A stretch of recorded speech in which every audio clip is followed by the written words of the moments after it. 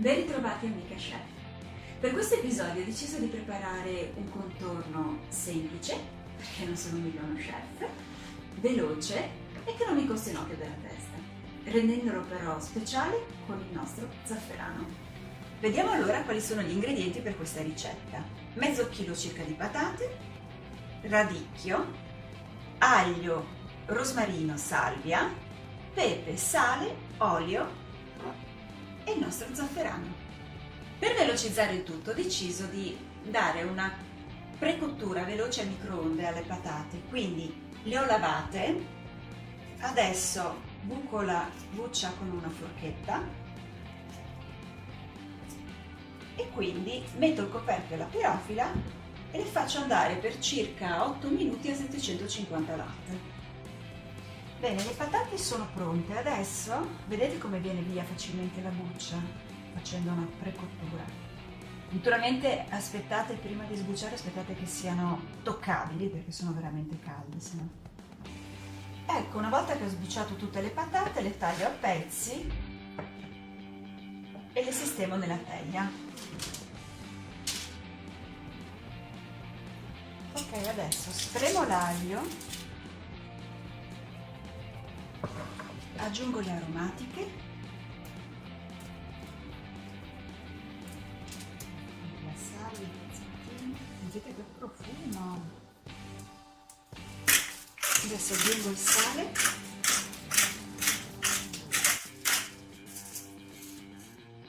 pepe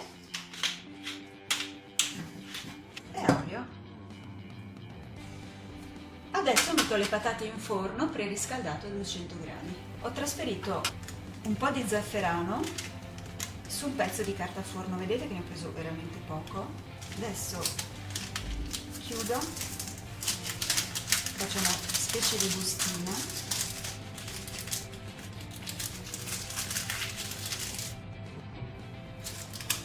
e inserisco dentro il mortaio. In questo modo non rischio di perdere neanche un po' di zafferano.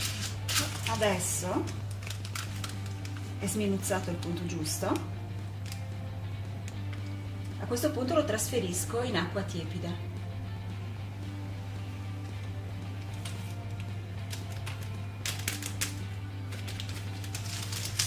E lo lascio riposare. Ecco, vedete che rilascia immediatamente il suo colore, guardate che intenso.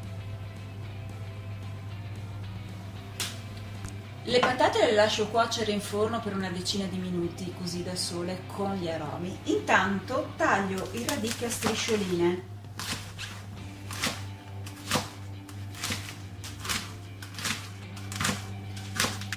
Una volta tagliato a striscioline, il radicchio va condito con sale, pepe e un po' d'olio.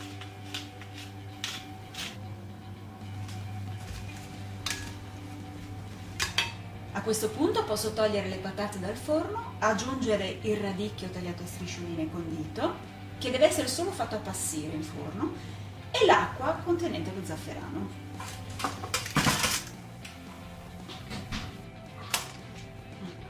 Aggiungo il radicchio. Guardate che bel effetto di colore.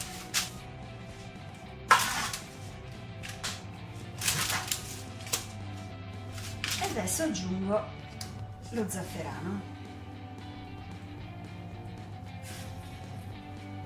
Mescolo ancora un po' prima di rimettere in forno.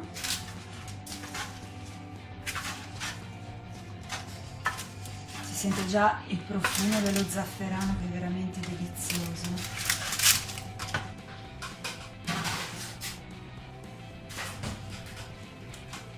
Ecco. Il nostro piatto è pronto. Guardate il colore intenso e purtroppo non potete sentire il profumo, è veramente delizioso. Ecco, il nostro contorno è pronto. Patate al forno, radicchio e zafferano.